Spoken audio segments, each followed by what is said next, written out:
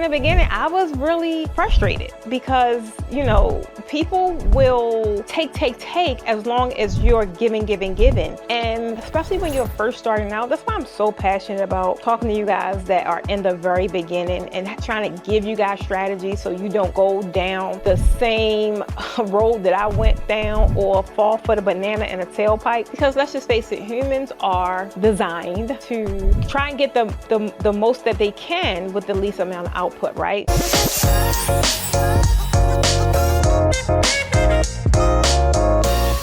Hey guys, welcome back to Raising the Bar. I'm your host, Precious Stevens, and let me tell you guys, today's episode is going to ruffle some feathers.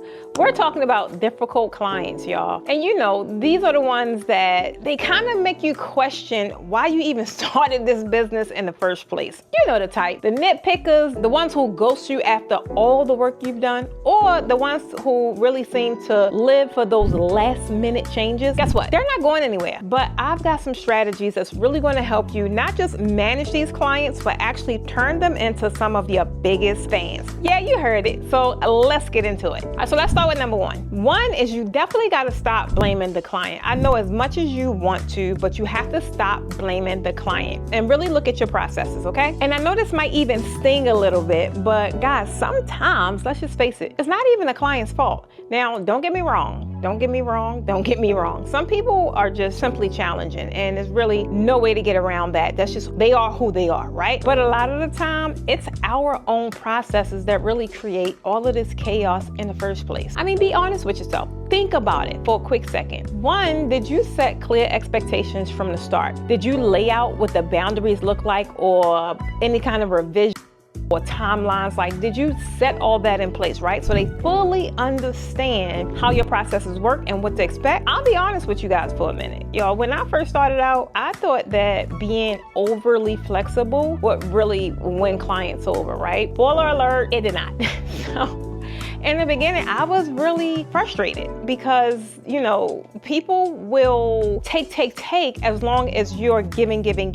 And especially when you're first starting out, that's why I'm so passionate about talking to you guys that are in the very beginning and trying to give you guys strategy so you don't go down the same road that I went down or fall for the banana in a tailpipe. Because let's just face it, humans are designed to try and get the most that they can with the least amount of output, right? This was one thing that was in the beginning just had me frustrated to a point, and it didn't really happen until I was just exhausted. I was totally exhausted, and I was like, this can't be it. Like, this is not what I signed up for. Not really realizing that I allowed it to happen. Like, I really created this chaos, right? I remember having this one client who would email me at like 2 a.m., 1 a.m., 12 a.m., really expecting an answer. And at first, let's be honest, I just went with it because in the beginning, I mean, I don't know about you guys, but I was burning the midnight oil like all the time. So I was up those late night hours because that's when my kids were asleep. And not to mention, I had a 9 to 5. So, you know, in the daytime, I'm working my 9 to 5. Then early afternoons, I'm with my kids because all of them played sports, and that took up a bulk of my time. And then in the evening, raising 3 kids is really active in a household. So for the most part, in the beginning, when I was had the ability to work on my business, it pretty much was when everybody was either down for the night or just calm. And that had me up because once I'm in it. So I would be up at late night hours, and I had these people reaching out to me, and this one in particular, and really expecting an answer like at that time. And what did I do? Trying to be the nice service provider, whatever it is. I'm going to reply, I'm going to answer. And after a while, it just was like, no, like I started realizing that I'm being a slave in my own business. And eventually I realized that I needed to set office hours, but this didn't come till way later, guys, I'm not gonna lie. But I needed to set office hours if I really wanted to be taken seriously and if I wanted to be respected. And believe it or not, y'all, the funny thing is, once I established the boundary, they respected it. How ironic is that? But yeah, they respected it. And then I started to learn to create more boundaries and create boundaries that really supported my lifestyle and to not really indulge in things that frustrated me, right? Such as reaching out to me all hours of the night. So one thing I want you guys to do is definitely take a look at your onboarding processes, right? And be honest with yourself. Are you clearly outlining how and when clients can reach you? Don't stop there though, because for the most part, I can honestly say in this new day and age of CEOism, a lot of you are now learning different business etiquette, right? And trying to apply. But it's one thing to learn it or hear it. It's another thing to adhere to it though, right? Like you could put all on your websites and yeah, we open from 8 to 4. But that means realistically, if you're going to adhere to it, that means at 4 p.m. you're done. You ain't answering any client calls. You ain't answering any emails or any kind of front-facing interaction. And that was the part for me in the beginning that was hard, even once I started transitioning, because I was used to, as soon as I get a ding, oh, let me see what they're talking about. Oh, okay, I can just answer this really, really quick. And it doesn't matter if it's really, really quick, but I'm taking time away from something else that's supposed to be happening within that time frame. So this is something I really want you guys to do. And I want you guys to get super clear on when clients should reach you, what's also included in the project, because this is when it happens a lot also. Like they start asking for this extra stuff. In the beginning, I get it. Or if someone new and don't know, I kind of get it. You know, you're just going to go over and beyond, or because you are afraid of losing the client. But realistically, the more firm you are and really adhering to a business policy, the more a person is and will respect your business. And don't be afraid. If it's not included in the project, it should require an additional fee. And think about how much, whatever the scope of the work, the extra is, apply a price tag to it, right? This is going to allow you to stand up stronger and firmer when people get the asking for this and asking for that is not clearly outlined in the initial scope of work, right? So the main thing is definitely start there, strengthening your processes. When you do it good in the beginning, it only gets easier from there because you can always tweak it according to how your business model operates. But having a strong one from the get-go, it already trains your potential clientele and your client exactly how to treat your business. It already sets the perception of, oh, she ain't playing. She business.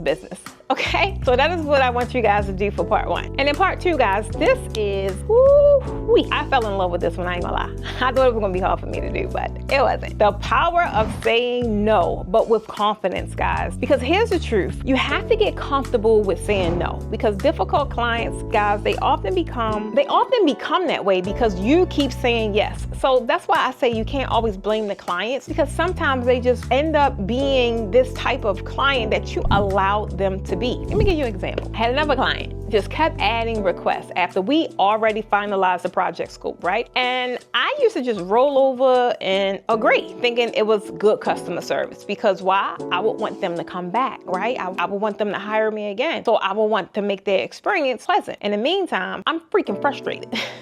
But you know what? The thing that it did, it really taught them that my boundaries were optional. Like my boundaries really, there were no boundaries. Like whatever they wanted or whenever they wanted to bug me, they could. But once I started saying things different, it started, the atmosphere was shifting. The climate was shifting, right? And I would start with saying things in a simple way, but it had a powerful impact. I would say things like, sure, I can add that, and here's the additional fee. Or I would say, would you like me to update the service contract? Things like that, that made them realize, oh, this is actually gonna cost me some more money. Truth be told, guys, I remember the first time that I ever said no. And guys, I was so nervous, I swear. I was so nervous because I wasn't used to saying no, for one. And I was like going through all the things, sweaty palms, just like not even saying it comfortably. But the fact is, the matter is that I actually said it, right? I was so fearful that they would storm off and never come back. But guess what? The opposite happened. Instead, they actually thanked me in a way for just kind of being clear and, you know, just making it make sense for them. And I just was like flabbergasted. I was like, it really is that freaking easy? And I started learning, this was in my transitional learning phase, I started learning the power of training people how to treat you. And I didn't only adapt this in my business, guys. I adapted this in my lifestyle because being the one that, just being that go-to, the fixer, the one that had all the answers or whatever it was, I just felt as if I could never say no because I've just had this weight on my shoulders like, well, if I don't do it, who the heck else is going to do it? And that I never really realized until later in life, like how much of a weight that bared on me. And once I got used to, like just saying no and creating these boundaries and then training people how to treat me, I fell in love with that girl. I was like, where have you been my whole life? I fell in love with her. And one of the things that I did in the beginning that helped me, because I wasn't used to saying no, and I had to actually learn, like, well, what if I say no? Like, what if they come back with this? I had to learn, I cannot remember the name of the book, but it had scripts in there, right? It had scripts inside the book of ways that you can say no that wasn't really like standoffish. And it just, for me, made the world of a difference because this was an easy way for me to just lean on this script until I had the confidence to come up with my own script. And that took a while, I'm not gonna lie. But the point was having a standard way to politely decline extra work that's not included, or having a standard way to just politely say no without being offensive or putting yourself in a situation where you have to deal with conflict. Part 3, guys, is transforming challenging clients into champions, because not all tough clients are lost causes, right? Sometimes you may just go through something and you don't know what's really happening, but it doesn't mean that, oh, I lost this client. That's not the case, right? Sometimes they just need a little extra guidance because let's just face it, we all wasn't taught proper etiquette, right? Some people just go with what they know, and it doesn't mean that it's right. But you as a business owner, yeah, you have to train people how to approach your business, how to treat you as a CEO, how to treat you as a service provider. And there's nothing wrong with that. I love telling these stories, y'all. One of my most loyal clients, guys, they started off as a freaking nightmare. I kid you not, I swear. Constant changes. Oh, let's not talk about the late payments. That's one of my pet peeves. I ain't gonna lie. Late payments, the works. You name it, it was there with this particular client, right? But after a couple of tough conversations and clear guidelines, they really became one of my biggest supporters. And I was shocked. That's not something that I actually expected. And I didn't expect it to play out that way. I really didn't. I almost knew that I was about to lose them. And I made a decision that I was okay with that because I couldn't keep this cycle going, right? But believe it or not, guys, they sent me more referrals. They still are one of my clients. And it's just amazing how being confident and being firm and really shaping experiences in the way you want them to go, how powerful that is. So what I want you guys to do is, for every challenging client that you have, right? Have a debrief after the project. I'm trying to tell you, it works wonders, right? Find out what went wrong, what could have been communicated more clearly, and then use that to really improve your processes for the next client. I went through a season of doing this for probably a year. It could have been longer, I don't know. But once I buckle down and decide that this is going to be my learning year, right? Meaning I am going to take these experiences head on and I am going to look for the lesson within the experience. I'm not just going to say no because I know I'm going through a transformation. I know I'm shaping my business, but realistically, unless you have the information, how can you shape your business? You don't know what to shape it into. So I had to leave myself open for experiences so that I can carve how I wanted the experiences to go, right? Because I had a lot of things happen and I was like, what and how did I get into this? But on the flip side, I can honestly say with the business I have today, I am not sure that I would be so firm and so stern on how I operate my business had I not gone through those experiences, right? I could have had a trainer come in and say, this is how it should go, but realistically, basically, unless you know through personal experience, how do you know what you don't like, or how do you know how it make you feel? I know how a lot of my experiences make me feel, and I'm like, oh, this ain't gonna never happen again. And so I would put all of the proper parameters in place to make sure that it did. So throughout business, guys, that's what makes it a journey, because you have to just know that those things are going to happen. You can't, I don't care how much coaching you buy, you cannot stop the inevitable. Okay, guys, now my favorite part, because I want to hear from you. You know, I love hearing you guys' comments. I love hearing you guys' stories. And I love the fact that your stories and your comments inspire other readers, inspire other viewers, inspire other tribe members, whether you believe it or not. So one, you got to tell us down in the comments, what's the most challenging client experience that you've ever had? And then how did you deal with it? What did you actually do to handle it, to overcome it, all that good stuff? Comment below, guys. Let us know. Give us all the tea. Don't hold anything back, because we love these kind of conversations.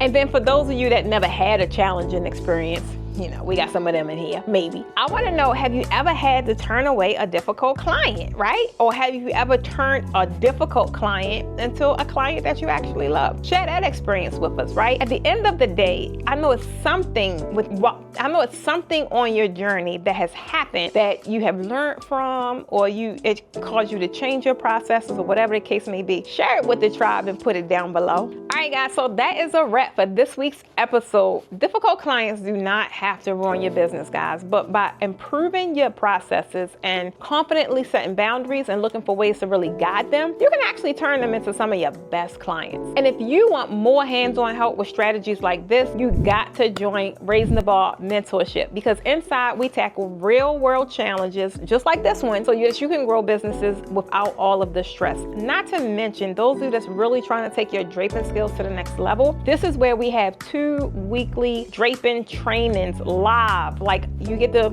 virtual session with me live, going over different draping techniques and different draping strategies, so you can take your business to the next level. At the end of the day, this is the one place you need to be if you have a business in the events industry that you're looking to grow. Whether you struggle with the business side of things or you struggle with the skill set side of things, we have a hybrid program that tackles them both. So next week, guys, we're talking about crafting irresistible packages that clients cannot say no to. I'm trying to tell you, the better the package, the better the conversion. So if you've been struggling to really charge your worth, this is the episode for you. So don't miss it. Turn on your notifications so you know exactly when it goes live, and I'll see you guys in the next one. Bye.